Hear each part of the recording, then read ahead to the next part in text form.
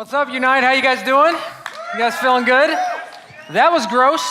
So, anybody see the football game earlier? Yeah, was it good? No, everybody's booing the football game. I didn't get to see it. It's not because I didn't want to. It's I don't have a squad to hang out with. As a matter of fact, there's a secret about me that not a lot of you guys know. A secret that I've hidden deep within, and I chose tonight to finally share it. And so I wrote a song, and I'm going to sing it for you guys, my besties.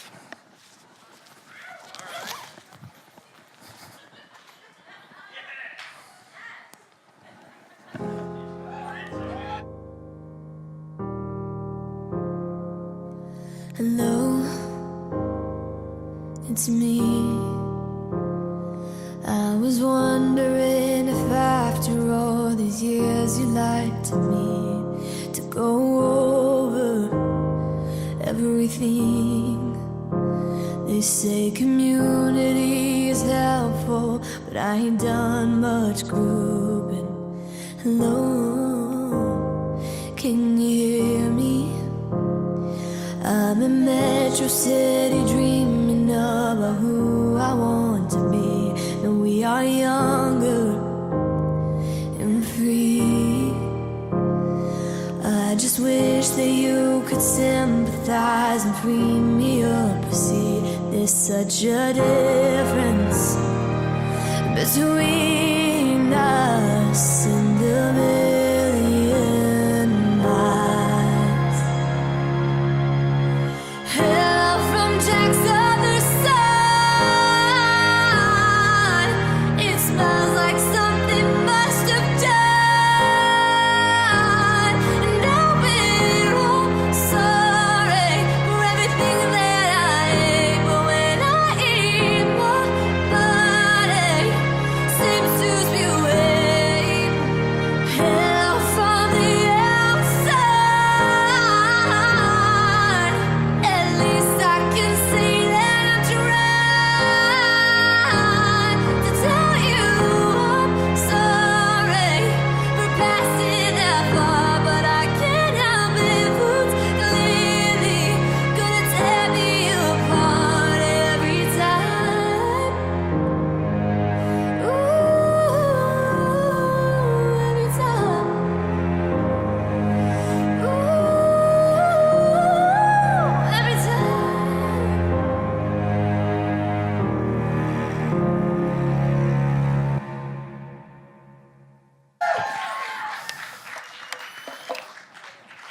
So, there's only one person that could beat that, and I think that's James Brown. I don't know if you guys saw his video. He's my favorite on stage. I gotta take this off, sorry. Man. Anyway, so, it stinks to be alone, right? You know it, I know it, it stinks to be alone. And we've all felt alone before. And like they said, my name is Jack, I'm one of the pastors around here, and they actually invited me here because I'm the pastor over life groups. And I really believe in community. And I think that one of the biggest missing pieces in most of your lives right now could be good community, the right people around you. And so we're in this Mega Code series, and you guys know the code. It's grow, group, and go. And we're in the grow part, and these three ideas are the three big ideas to help you take your next steps with God.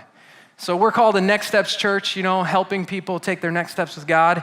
And if you're committed, if you're into this, these are the three big ideas that are gonna take you to the end. Grow, group, and go. Now, if you're not committed, and I know some of you guys may not be, and that's cool, we're not trying to make you pretend, we don't want anybody to pretend. If you're fully not committed yet, if you're not fully committed, give this a chance. Would you give God a chance? Would you be patient enough with Him to hear what He has for your life? And that's my plea tonight, that you would give Him a chance, because you might find out the things that He wants for you are the very things that you may be looking for. So, last week, or 2 weekends ago, Chris and Toby talked about grow, don't drop the soap, use it. I can't remember their tagline, but you guys remember, right? Soap. Sorry, that's back in my prison days. So But you remember, all of us, we have things that we don't know. You know, there's areas in our life that we need to grow, and that's cool. There's nothing wrong with that. We all need to grow. Tonight, I want to talk to you about why you are better with the right people around you. Because a lot of you guys spend too many days alone. Too many days feeling lonely. There's a lot of you guys that you get depressed. And it's not because there's not people around you. Anybody ever hear this author one time? He said, I feel alone in a crowd of people. There's people around me, but I feel like nobody knows me. I feel totally alone. And too many people are alone. We're going to think about how community is meant to take you from being where God doesn't want you to be, to take your next to be growing and be where God has for you, or the place that God has for you. Because when you're alone, you're not at your best. When you're alone, it's hard to stay motivated, isn't it? When you're alone, you don't grow very well. You feel stuck. You feel alone. You're not moving. You're only focused on yourself. You're only focused on what's going on. You feel sad, and it's hard to get that out of your heart and mind, and that's normal. When you're alone, it's not good. It hinders your growth. It slows you down. At best, it makes you feel like Josh Bellers when Ashley makes him shave. And we don't want that for you. That was supposed to be funny. And maybe there's another joke where Josh is a little personal with that. I don't know. I love Josh. Josh is awesome. And I love his beard. Anyway, it makes you feel horrible, right? You guys get the idea. It makes you feel bad. You feel bad when you're alone. Many of you wish you had better friendships and you were happier around people. You wouldn't say it, out loud in front of strangers, but maybe if that's you, you actually want to be happier around people. You want to enjoy the friendships you have. There's some of you here that even though you enjoy coming here, if I would ask you, who are your closest friends and how often do you spend time with them? Some of you would not be very happy with that answer. Friendships are important. Community is important. And from the most popular person in this room to the most depressed, we all have the need to feel like we belong. We all are created to have this need that we feel connected. Being alone stinks. But the good news is, God doesn't want you to be alone. God doesn't want you to be alone. And you should believe that because he says that. It's all over the Bible. God created you to not be alone. He commands that you group together. And that's the second code, grow, group, and go. It's pretty catchy. It's easy to remember. The second part, group, you can't have it without this. You have got to group together. Listen to this in Hebrews chapter 10, verses 24 through 25. Let us think of ways to motivate one another to acts of love and good works. And let us not neglect our meeting together, as some people do, but encourage one another, especially now that the day of his return is drawing near. Let us not forsake this meeting together. Now, I underlined that part because I wanted to emphasize it. I wanted to get your attention. God actually wants you to get together. He doesn't want you to be alone. He wants you to hang out. See, these people would meet together through the week in their homes. They would eat meals together. They would play together. They would laugh together. They would cry together. They'd be sharing stuff with one another as anybody had need. They would even work together. Don't get the wrong idea about what this writer's saying, what God is trying to tell you. When these people met together, it wasn't a town meeting. It wasn't a city council. These were friends sharing food in their living rooms, in their homes, together with one another. It was this kind of idea, and you could read more about what they did in the book of Acts, but the point is, when he says, let's not neglect our meeting together, he's saying you better make sure that you guys are grouping together, that you are really meeting together. Make sure you continue to group together. It was true for them and it's true for you. God doesn't want you to be alone. He wants you to group together. But why? Why does God want you to group together? I mean, some of you guys, this is intuitive, right? But ask yourself, why do you think you should meet together? If you agree with God, if you agree with this, why should you group together? Let me list off these random questions, and then you guys will get the point. What do people use to shape ice sculptures? Anybody know? Chainsaws, right? One of my coolest things to watch. You see this guy take a chainsaw, it's pretty cool, right? What does somebody use to sharpen a sword? A rock or other hard metal, right? You thin it down, you make sure it's sharp. What do people use to smooth out rough edges on wood? Sandpaper, right? Sandpaper. Now, let me ask you this. What does God use to shape and sharpen you? To smooth out the rough edges in your life? God uses people. God chooses to use people to form people. Listen to this in Proverbs 27, verse 17. It says this, iron sharpens iron, and one man sharpens another. God uses people to form people. Nothing can sharpen you as good as another person that's going in the same direction that you are. Nothing is more influential. If I were to ask you, what are the biggest influences in your life? What are the things that have the biggest impact on you? I know what you would say. Nearly everything you say would be a person. It would be other people around you, shape you more than anything else. Just like iron is used to sharpen iron, you need other people to sharpen you. But just like anything else, you've got to share the same goal. You've got to be on the same page. You've got to have the same, what we're calling mega code. You have got to have the same idea going together. So imagine being on a team. Now I know some of you guys play sports, some of you guys are in band, some of you guys are in college, so you guys play amazingly. But whatever it is, imagine that you're on a team and the people on your team will not cooperate with you. They don't help you, they don't assist you, they've got a completely different idea about what the objective and the goal is, what the dream is, what the win is. Imagine being on a team where the people around you actually encourage you to do the very things that you shouldn't be doing, okay? How long would you stay on that team if you cared about winning? How good would you become? I mean, even if you were excellent in your area, do you really think you would be able to play to your highest potential? Do you think you would succeed?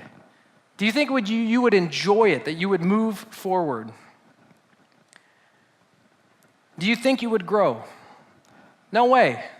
You wouldn't grow because you can't grow in that kind of disunity. So in order to group together, you've got to keep unity in your community. You have got to keep the unity in your community. Otherwise, it's confusion and chaos and division. To really group together, you've got to group around the same mission. You've got to group around the same movement. Here at Metro, with the Generation City, Generation Ministry, everybody is in the same place trying to do one thing. They're trying to be a part of the Jesus movement. They believe in what Jesus did 2,000 years ago, and they're trying to spread what Jesus did to the whole community. They want other people to see and feel what God is doing, and they want to attract people to do this very same thing. And you've got to keep unity in your community, or you cannot do that. Now, I don't want you to misunderstand me. I know some of you guys have loved ones and you have lifelong friends. And listen, maybe they're mixed up right now. Maybe the people that are around you and you're thinking about this, like, I got to keep unity in my community. Who do I group with? Who are my friends? Who am I normally around? And maybe you're like me and you've had some friends that, for whatever reason, no judgment, they're just not in the same place as you are. They're not headed in the same direction. Maybe instead of unite and other things, they're more about drinking or smoking or doing whatever. And I'm not trying to label off certain things. But maybe you have friends that are just headed in a different direction. They don't want to be a part of the Jesus movement. Maybe that's you. Maybe the reason why you're here is because you're just trying one more time to see if God has something for you. I'm not saying throw those people away. I am saying you need to keep unity in your community. You need to be headed in the same direction. But I'm not saying throw people away and kick them to the side, these friends that, they're trying to encourage you to do the very opposite things you know you ought to do. Invite them. Maybe the very reason why you're still connected to them is because they need to be a part of this. Maybe they need to hear this. Maybe they need to know the truth. Maybe you are the one person in their life that they'll actually listen to because they know you care about them. Because you guys are truly friends. So don't throw people away. That's not what we do. And don't give up on yourself. Do whatever it takes to get people to join this movement. Do whatever it takes to invite them, for them to be a part of this. That's a key. They've got to be headed in the same direction. If you don't share the same spiritual direction, I really need you to hear me on this. You guys are pretty much the same age as I am. I'm not trying to talk down to you. I'm just trying to be honest and open with you. If there is somebody in your life that is not headed in the same direction you are, you know that you cannot be at two different places at the same time. If you've got two people going down a path together, they can stay together. But if you change roads and you turn different directions in a fork in a road, you know that you will not end up in the same place. Don't forget that the people that are around you, it matters what they do and what they encourage you to do. You have got to keep unity in your community. It's not about judging people and pushing them away. It's about inviting them and get them to be. Or make a change and make a choice and say, I don't want to be a part of the Jesus movement. You can't have both. I've talked to so many friends that are like, yeah, I don't do the same things anymore, but I hang out with some friends that do. And they always end up putting themselves in a horrible situation. Your friends matter. And if they really matter to you and you love them, get them to join what you're trying to do. Because if you don't, you're going to be pulled apart. You've got to have unity in your community. You can have lots of differences between you. God loves diversity, but you can't be headed in opposite directions and stay together. Keep unity in your community. You need to group together because it stinks to be alone. And the only way to really group together is to be unified. A team is not a group of people that play together or work together. A team is a group of people that trust each other. And you can't have trust going in two different directions. It's impossible. So keep unity in your community. Now, the $1 million question. The big question of this is how?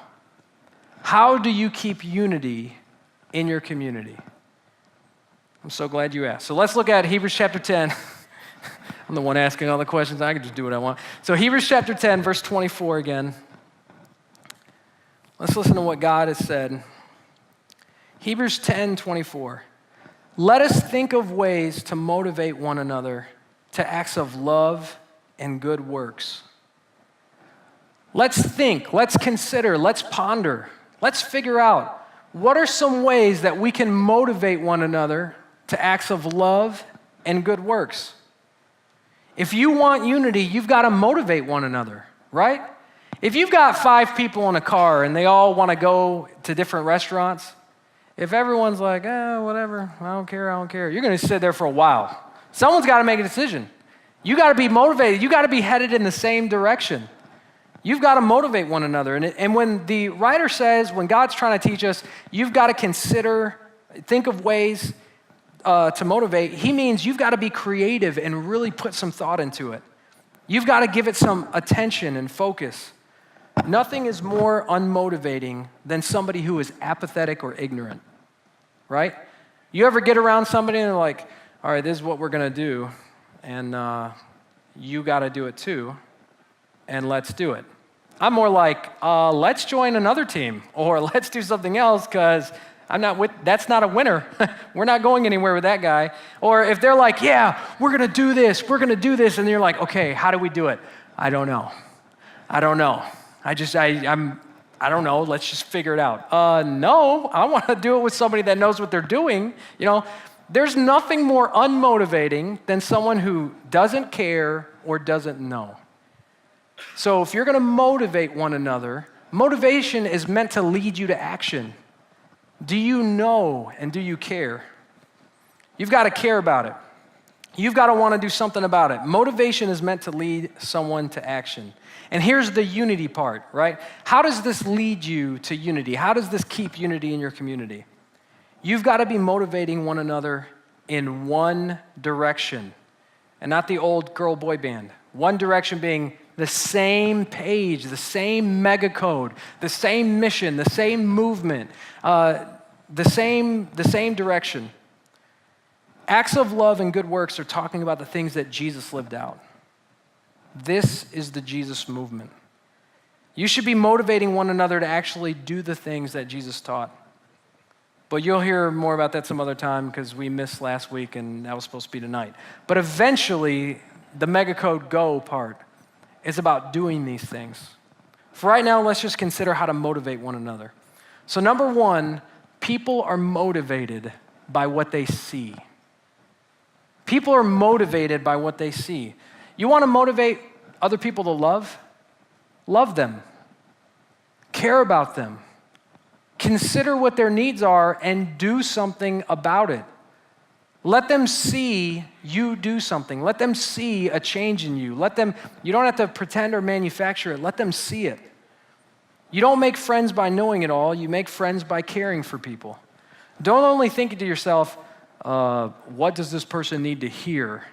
We get a lot of that, and it's important to listen. But don't only be thinking about your friends, what do they need to hear? Think about, what do they need to see? They need to see genuine compassion in your eyes. They need to see you walking the walk, as they used to say. Don't just preach it, do it. They need to see you living out the things that Jesus taught. They need to see you caring for people. And when you're together, think about ways to motivate one another to do those things. I'd be so interested to hear what other people think about, I've thought about how to motivate, and this is what I came up with. I bet there's a lot of us that really haven't taken a moment to really think about this. What do we do to motivate each other? If people are motivated by what they see, what do people see when they're around you? You're motivated by what you see. Remember that video that Generation did with the lady? They did the roof on her house. And Chris went to the house, and it it was like this awesome video. He's in the car with his glasses because Chris is cooler than everyone else. He's just talking. He's like, we're going to do this house. She has no idea. And then they go up there, and they tell the woman, and she's like blown away. And Chris is like, this is real. This is real. Can we come in? This is real. And so they get in. And then the guy, this is my favorite part because I'm a guy, right? I don't really cry at little girly things. But, man, when I saw the man of the house, when the wife got him and they're in there and they're videoing, and you could see it on his face, when he realizes they're gonna put a new roof on our house for free. And then he turns around and he hugs the wife and he doesn't let go because he's crying in her shoulder and he doesn't want them to see it, When I saw that, you know what I wanted to do?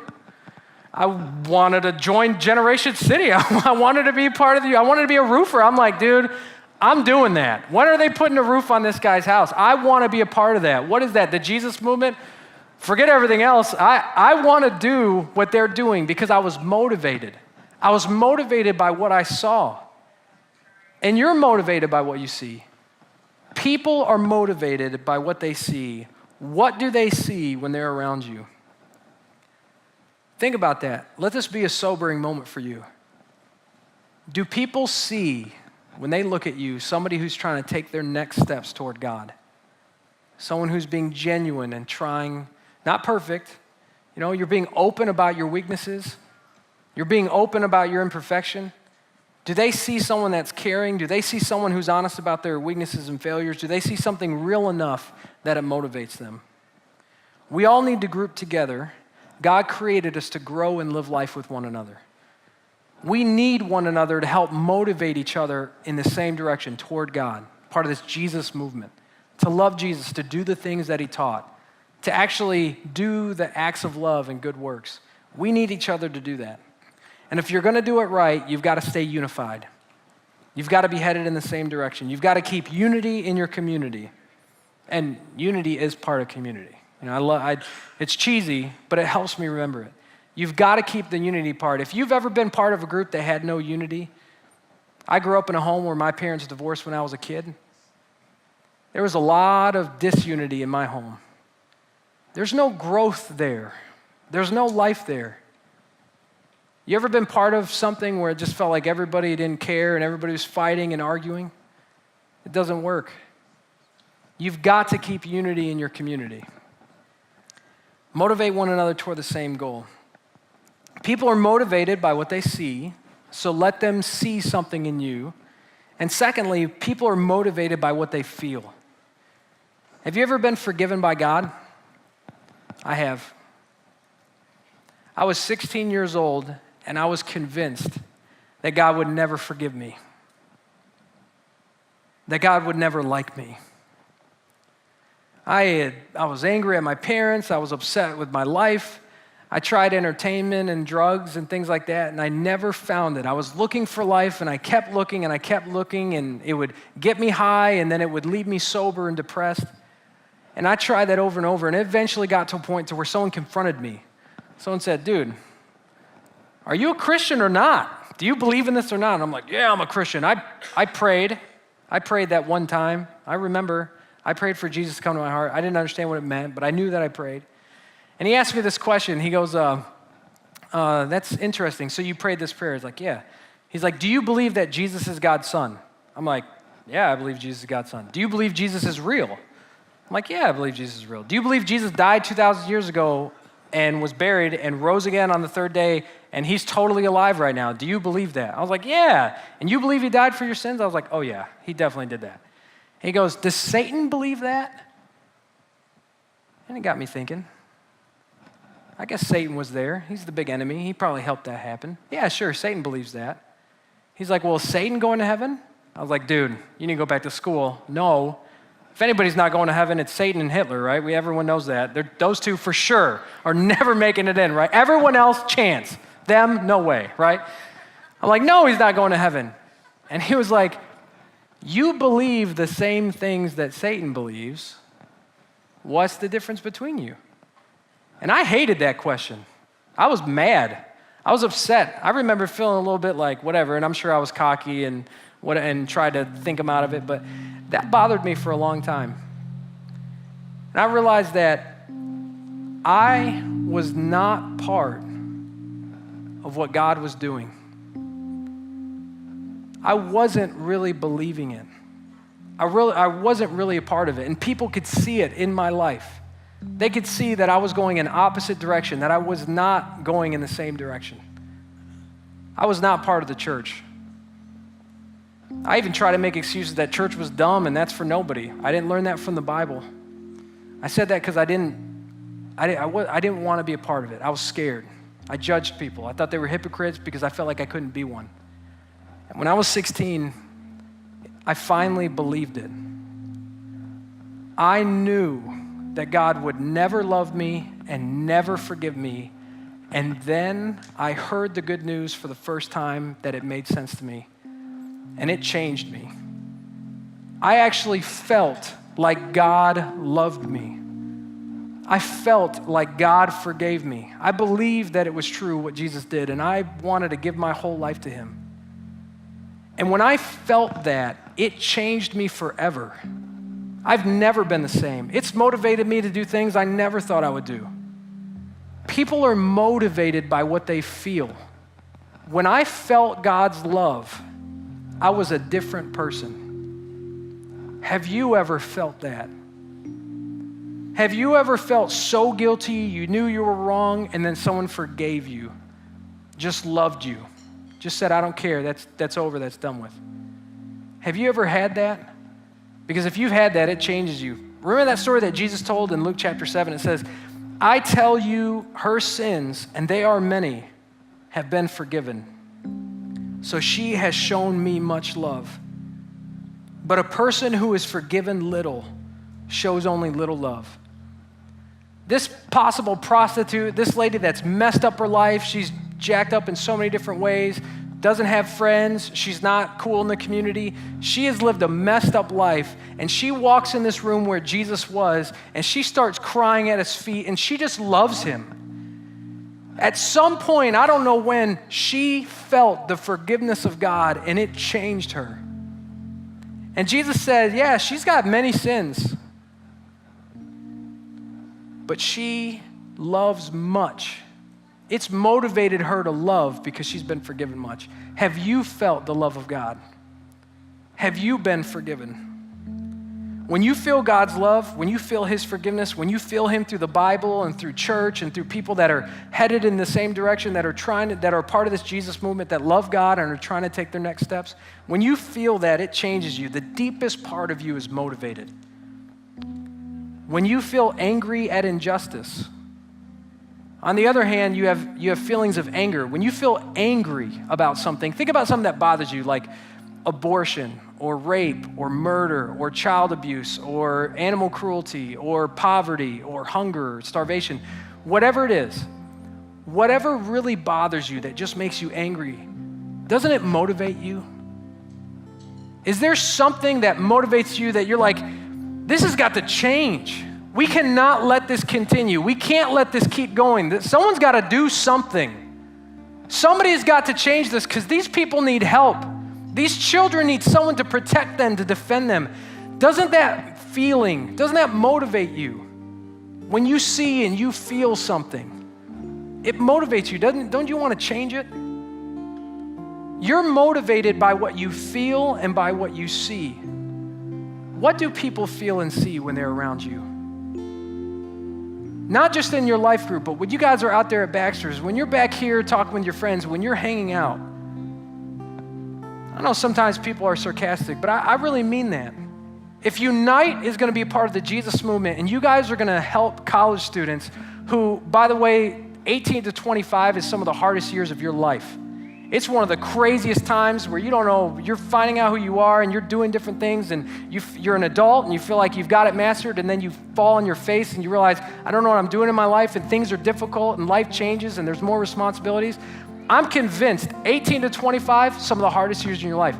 Are there people outside of this building that are your peers, your age, the people that God has grouped you with?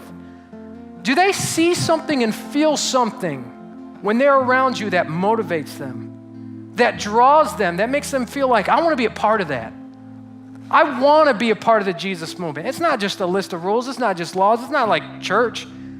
Something's different there. I feel love. I feel safe. I feel like I can be open with my imperfections and weaknesses. I feel a sense of community. I feel like people are trying their hardest to take their next steps toward the same goal. We are all trying to get there. We all want to know God, and we all want to figure out how to be who He's created us to be. Do people see that in you and they think, I want something like that? I got to figure that out. I want to go. Or are you just being like everybody else at a coffee shop, where if you can be funny and you can be sarcastic, people can like you, but then they go home alone? What are you doing to create unity? What are you doing to motivate people to acts of love and good works? What do people feel when they're around you? That's the question that God has for everybody in those two verses. Let us consider ways, let us think of ways to motivate one another to love and good acts of love and good works. Let's encourage one another. Let's not forget meeting together like some people do. Yeah, he's calling out the slackers. He's like, some of you guys don't really group together. You're not committed. You're not sticking with it week by week. Don't do that.